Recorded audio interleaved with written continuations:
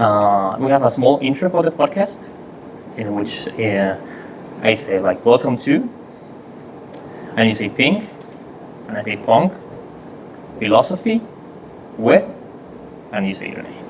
No, sorry, what I have to say my name just all the time. Welcome to Ping, pong, philosophy, with Mario De Caro. Mario De Caro is full professor of philosophy at Università Roma and teaching visiting professor of Tufts University. You can learn more about him and his work in the description down below.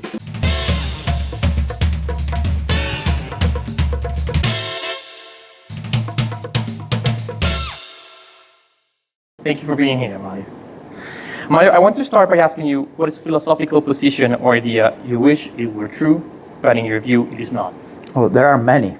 That the real is rational, that we have an eternal individual soul, very doubtful. You wish it was true. Yeah, but wouldn't be bad, right? And what about Kant's perpetual peace idea that Kant himself thought was more as a regulative idea, but at some point seemed possible some couple of decades ago, or let's say in the 70s, and now we fear that it is not really close at all.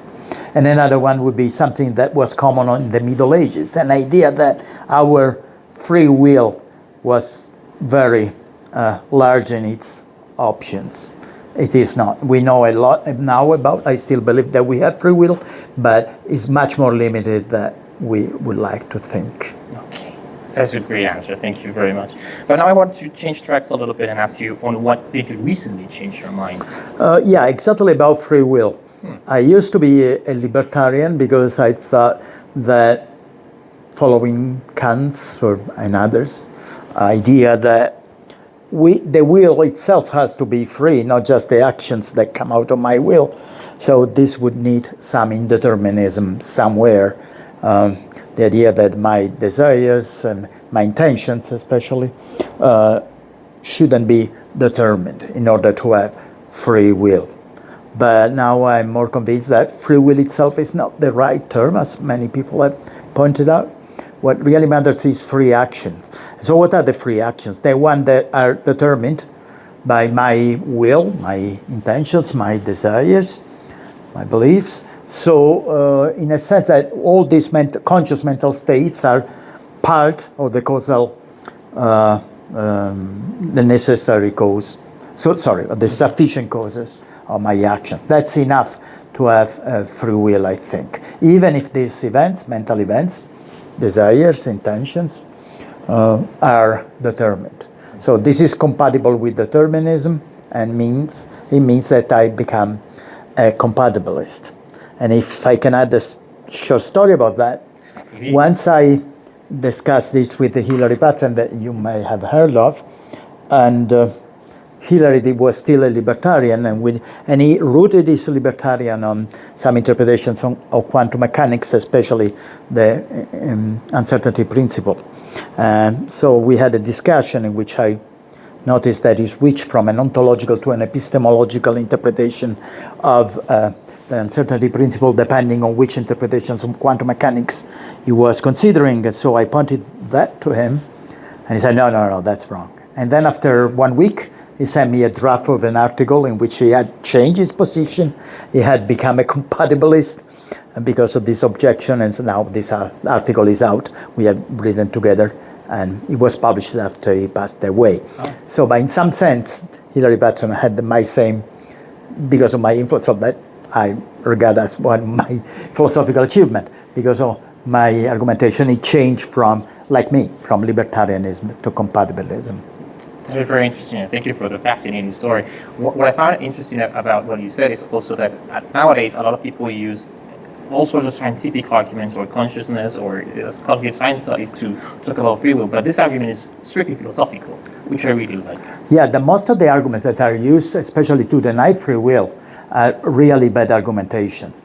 So there is this big book called Determined by Sobolewski, and his argument is that because we are determined, we cannot be free. The same arguments has been given by Sam Harris and many others. The idea there is that you need uncaused events in our mind in order to be free. And that's, no one defends this view anymore. Even libertarians, serious libertarians like Robert Kane or Tim O'Connor think about probabilistic causation. Yeah. So no one talks about, indeterminate events in the mind as causes of my free action. What these people attack using, irrelevant scientific evidence is a straw man. No. And the same is for the Leibniz argument. The Leibniz argument really doesn't affect compatibilism, and it also doesn't really affect free choices, because the idea, different versions, one is to fold your finger, another one is to press buttons. These are not free actions in the sense that it's relevant for free will. Who cares about which finger I use for pressing a button? Well, that is a very nice answer, Mario. Thank you very much. But now I'm going to switch it up a little bit. It's still about your philosophical positions, but what is one philosophical idea or position that you have cherished and defended for a long time?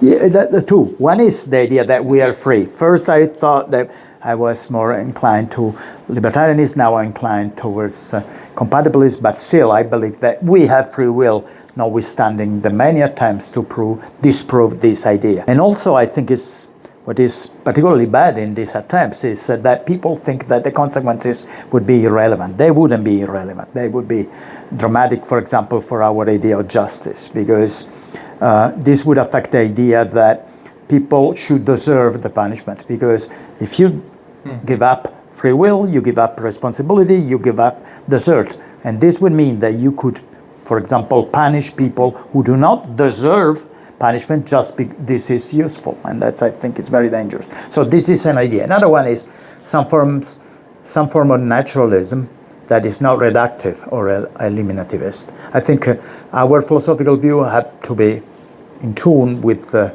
scientific view of the world, but the scientific view of the world cannot have the last word about philosophical issues.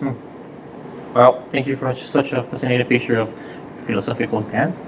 Now I want to talk about you as a philosopher and as an educator. So let's start with this question, which is what text, it can be a book, a paper, even a talk, for instance, do you think all philosophy students should read? Yeah, I mean, there are several. One is Descartes' first meditation. That's absolutely astonishing.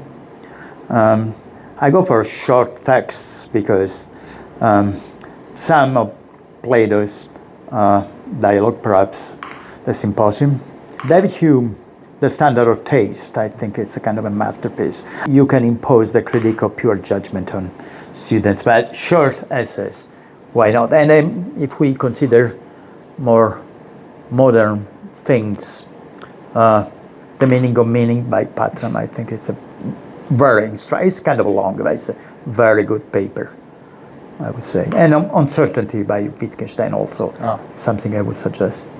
Yeah, we have a lot of Wittgenstein fans in the podcast, so it's nice to add that one, because people normally mention the Tractatus or the Investigations, but now we can also add Uncertainty to this list. Mario, what is an area outside philosophy that you think philosophers should engage with more? I mean, all of them. I think philosophy as a closed field doesn't exist anymore, since we philosophers gave up the idea of the foundational role of philosophy. If philosophy had really a foundational role, then it would be justified to do philosophy for the sake of philosophy.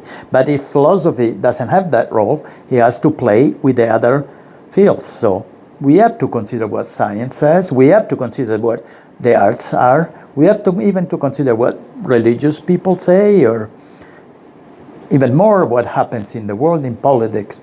All these fields, I think we should really be in touch with. Pure philosophy, I think, doesn't matter anymore. Now, we cannot do a priori philosophy for the sake of philosophy. No one is interested in that outside our field. That's very good to hear. And this is a question that some people have trouble answering, but I'm going to ask you anyway. Who's your favorite living philosopher? Living philosopher? Unfortunately, my favorite was Hilary Putnam, but he passed away some years ago. And another one I would love was that kind of friend also, as well as Putnam, Daniel Dennett, but also passed away.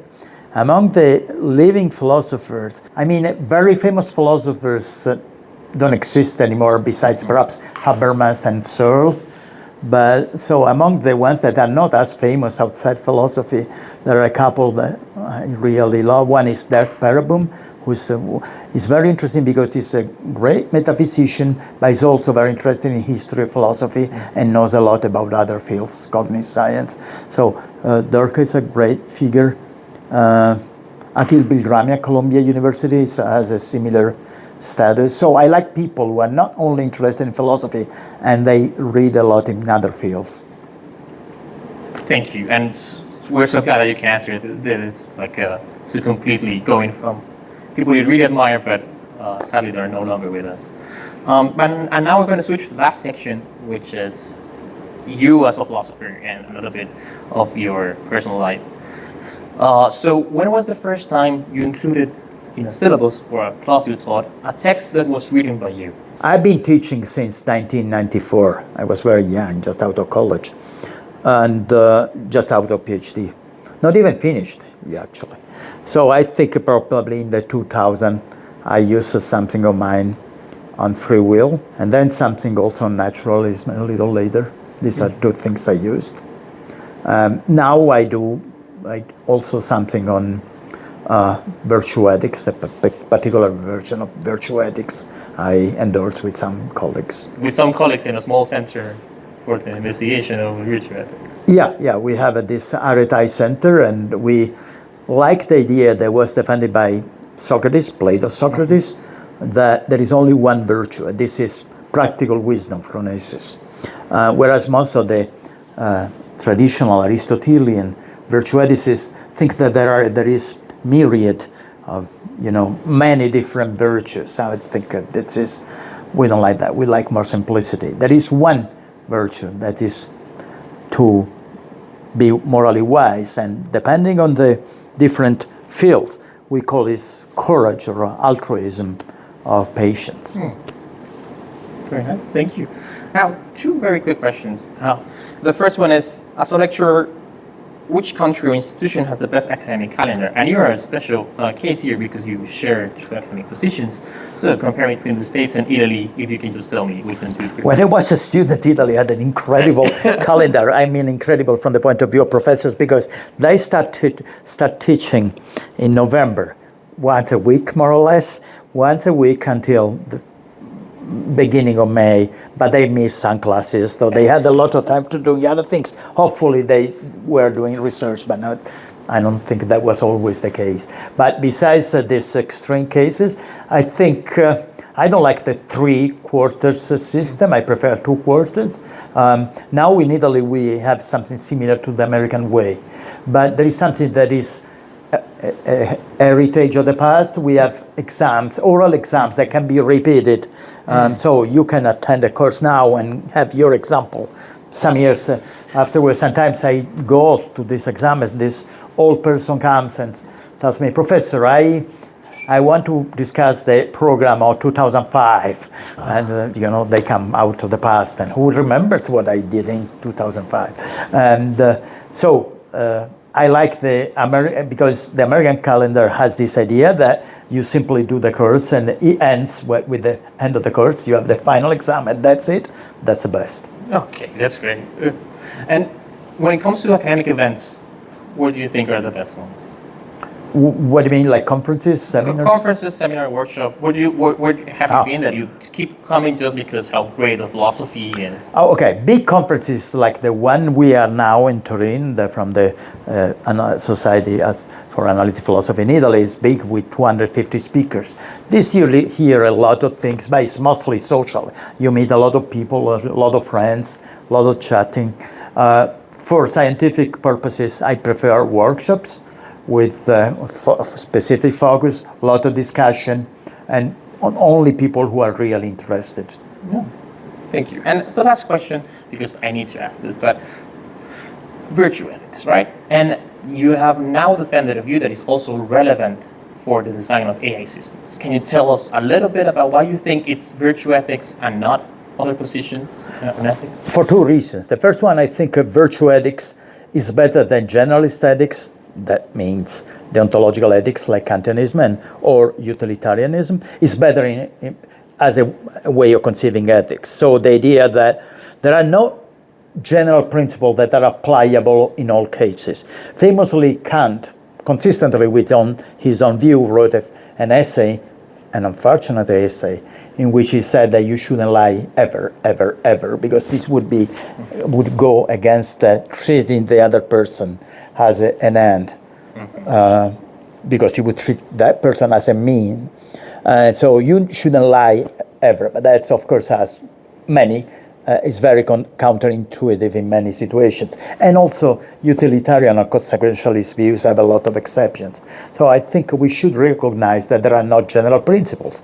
There are different situations in which sometimes we can act as a utilitarian would act, sometimes as a deontological person would act, according to universal principles of one kind or the other, depending on the situation. So this is the big advantage of virtue ethics over generalist ethics. And then there is another advantage. Virtue ethics works from concrete cases, from learning patterns in situations, moral patterns in situations. This is the idea. What counts is in children, for example, if they're on education in learning how to behave by concrete cases, by looking at concrete cases, by learning by experience, bottom up. Not applying general principles, but learning to recognize situations, specific situations. It's more similar to a chess player than to a generalist ethicist. Because the chess player, really the grandmaster, but even a moderately good chess player, recognizes situations. They don't have to analyze everything. They look at situations, they know what they should do, or what are the main points of this. Now, contemporary AI, the post-symbolic AI, both generative and discriminative, works similarly, works from bottom up. And they learn from experience to see patterns in things. A very good example is AlphaZero. The way in which AlphaZero was so good at chess, is that it doesn't count much. AlphaZero can only calculate 60,000 positions in 1 second, whereas Stockfish calculates 6 million positions in a second. So it's much slower, but it wins. It wins because it has learned to understand patterns, in this case, patterns of chess. We can imagine that, AI can learn to see patterns in morally relevant situations by learning, more or less like a child will learn. Well, Mario, thank you so much again for that answer, and thank you for being here again in Ping Pong Philosophy. This is the end of the interview, so I just want to wish you the best of luck here at CIFA. Thank you, Pablo. I hope to catch you in the next one, and goodbye. Hello there, I'm Pablo. I'm the host of Ping Pong Philosophy. Thank you for watching or listening until the end. I really hope you enjoyed the episode. Remember that you can like and subscribe to keep updated with everything we do here. Until next time.